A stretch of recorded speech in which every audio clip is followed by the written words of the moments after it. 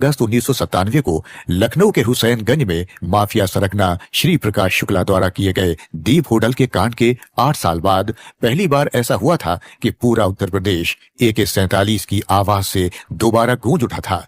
इस बार AK-47 नेपाल के रास्ते पटना से होती हुई गाजीपुर पहुंची थी।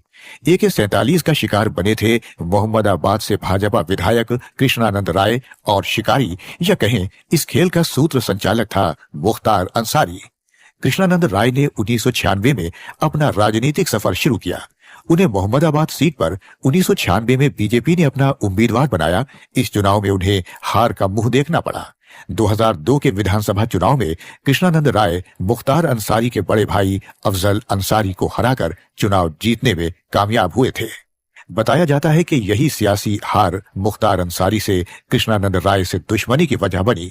कृष्णानंद राय के भतीजे मनोज राय ने अपने स्टेटमेंट में बताया था कि उनके चाचा की अंसारी परिवार से कोई दुश्मनी नहीं थी। इस वारदात की मुख्य वजह 2002 में अफजल की हार थी। इसी के नतीजे में 29 नवंबर 2005 को कृष्णानंद राय की हत्या हो गई थी। उनकी हत्या तब हुई जब वो एक स्थानीय क्रिकेट मैच का उद्घाटन करके लौट रहे थे। तब उनके काफिले पर ऑटोमेटिक हथियारों से हमला किया गया था। कृष्णानंद राय के साथ मोहम्मदाबाद के पूर्व ब्लॉक प्रमुख श्याम शंकर राय, भाजपा के भावरकोल ब्लॉक के मंडल अध्यक्ष रमेश राय, अखिलेश राय, शेषनाथ पटेल, चालक मुन्ना यादव व सरकारी अंगरक्षक निर्भय नारायण उपाध्याय ने भी इस वारदात में अपनी जान गंवाई थी। ये वो हत्याकांड था जिसने मुख्तार को अपराध की दुनिया का बादशाह बना दिया। राजनीति और अपराध के सुपरहिट फॉर्मूले से मुख्तार ने पैसे, पावर और डर का एक ऐसा सिंडिकेट तैयार किया जिसने गंगा की पट्टी से लेकर झेलम के पानी को खून और पैसे से रंग दिया। लेकिन वही पूर्वांचल और गाजीपुर के आसपास का बहुत बड़ा वर्ग उसको रॉबिन हुड भी मानता था। तो क्या वजह थी कि रॉबिन हुड और सुल्ताना डाकू की छवि वाला मुख्तार दहशत और जुर्म का भगवान बन गया? लोग कहते हैं कि बचपन की परवरिश का असर लोगों के भविष्य में दिखता है। तो क्या मुख्तार का परिवार भी जुर्म की दुनिया से जुड़ा था? मुख्तार अंसारी का जन्म 30 जून 1963 को गाजीपुर उत्तर प्रदेश में हुआ था। मुख्तार अंसारी गाजीपुर के एक प्रमुख सुन्नी मुस्लिम परिवार से हैं। उनका जन्म पिता सुभानुल्लाह अंसारी और माता बेगम राबिया के यहाँ हुआ था। दिसंबर 2018 में उनकी मां का निधन हो गया।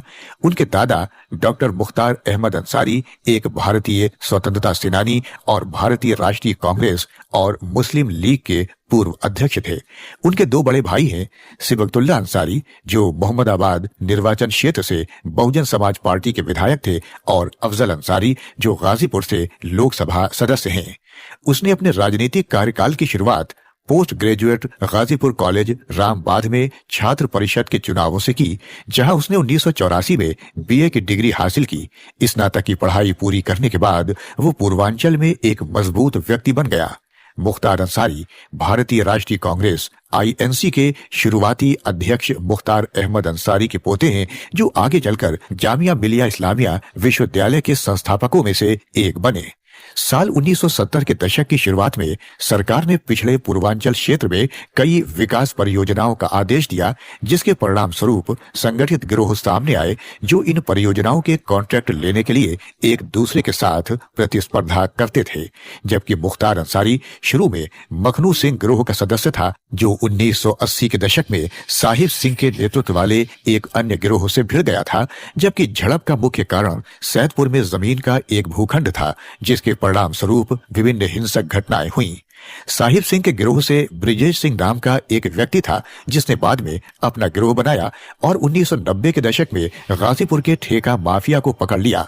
हालांकि मुख्तार के गिरोह ने 100 करोड़ रुपए के कॉन्ट्रैक्ट व्यवसाय के कंट्रोल के लिए ब्रिजेश के साथ दुश्मनी की, जो कोयला खनन, स्क्रैप निपटान, सार्वजनिक कार्यों, रेलवे निर्माण और शराब व्यवसाय जैसे क्षेत्रों में फैला हुआ था। इसके अलावा ये गिरोह अपहरण जैसी अन्य आपराधिक गतिविधियों के अलावा चल रहे संरक्षण, गुंडा टैक्स और जबरन वसूली रैकेट का भी हिस्सा थे। मुख्तार अंसारी की मऊ में कुछ लोगों के बीच रॉबिन हुड की इमेज थी। मऊ के लोग कहते हैं कि बतौर विधायक मुख्तार अंसारी ने अपने इलाके में विकास के कई काम किए। सड़कों की मरम्मत कराई, स्कूल बनवाए, अस्पताल खोले, बिजली पानी का इंतजाम किया, गरीबों की मदद की। बताया जाता है कि विधायक रहते हुए मुख्तार अंसारी अपने क्षेत्र में विधायक निधि से 20 गुना ज्यादा पैसा खर्च करता था, लेकिन माफिया डॉन की यह छवि रॉबिन हुड की इमेज पर हमेशा भारी पड़ी, जिसने मुकदमों और जुर्म की एक लंबी फेहरिस्त तैयार कर दी। तो कौन कौन से हैं वो अपराध जिनकी कहानी आज भी पूर्वांचल में दहशत पैदा कर देती है? मुख्तार अंसारी ने उत्तर प्रदेश में अपराध के बाद राजनीति की दुनिया में कदम रखा। गैंगस्टर से राजनेता बना और हत्या से लेकर जबरन वसूली तक के आपराधिक मामले दर्ज किए गए। विभिन्न राजनीतिक दलों के टिकट पर 5 बार विधायक चुना गया। मुख्तार अंसारी का 1963 में एक प्रभावशाली परिवार में जन्म हुआ और उसने खुद का गिरोह खड़ा किया। उसके बाद सरकारी ठेकों पर कब्जा जमाना शुरू किया। चंद समय में माफिया के रूप में पहचान बना ली और अपराध की दुनिया में प्रवेश कर लिया। अपराध से उसका जुड़ाव 1978 में ही शुरू हो गया था। तब अंसारी सिर्फ 15 साल का था। कानून के साथ उसका पहली बार सामना तब हुआ जब उस पर गाजीपुर के सैदपुर थाने में आपराधिक धमकी की एफआईआर दर्ज करवाई गई। करीब एक दशक के बाद 1986 में वो ठेका माफिया मंडली में एक जाना पहचाना चेहरा बन चुका था। तब तक उसके खिलाफ गाजीपुर के मोहम्मदाबाद पुलिस स्टेशन में हत्या का एक और मामला दर्ज हो गया था। अगले दशक में मुख्तार अंसारी अपराध का एक आम चेहरा बन गया। उसके खिलाफ गंभीर आरोपों के तहत कम से कम 14 और मामले दर्ज किए गए। हालांकि उसका बढ़ता आपराधिक ग्राफ राजनीति में एंट्री पाने में बाधा नहीं बन सका। मुख्तार के खिलाफ 65 केस दर्ज हैं। इनमें हत्या, हत्या के प्रयास, अपहरण, धोखाधड़ी, गुंडा act, arms act, gangster act, CLA act से लेकर एनएसए तक शामिल हैं। इनमें से उसे 8 मामलों में सजा हो चुकी थी। 21 केस विचाराधीन है। सिर्फ मुख्तार ही नहीं, उसके परिवार के सदस्यों पर भी कानून का शिकंजा कसा गया है। मुख्तार की बीबी अफशा अंसारी लंबे समय से फरार है। उस पर 50,000 का इनाम है। लुकआउट नोटिस भी जारी किया गया है। ऐसा नहीं है कि सिर्फ मुख्तार ही जुर्म की दुनिया का किंग था। उसकी शादी के बाद उसकी पत्नी के साथ साथ बच्चे भी क्राइम क्वीन और प्रिंस थे। मुख्तार अंसारी समेत उसके परिवार पर 101 केस दर्ज हैं। अकेले मुख्तार अंसारी पर कई जिलों में हत्या के 8 मुकदमे समेत 65 मामले दर्ज हैं और वो बांदा जेल में बंद था। भाई अफजाल अंसारी पर 7 मामले, भाई सिकबतुल्ला अंसारी पर 3 केस, मुख्तार अंसारी की पत्नी अफशा अंसारी पर 11 मुकदमे, बेटे अब्बास अंसारी पर 8 तो छोटे बेटे उमर अंसारी पर 6 केस दर्ज हैं। मुख्तार अंसारी की बहू निखत पर 1 मुकदमा दर्ज है। पत्नी अफशा पर गाजीपुर कोतवाली, मोहम्मदाबाद कोतवाली, नंदगंज, मऊ, लखनऊ में भी कई आपराधिक मामले दर्ज हैं। अफशा पर गजल होटल लैंड डील के अलावा नंदगंज में सरकारी जमीन को कब्जा करने का आरोप है।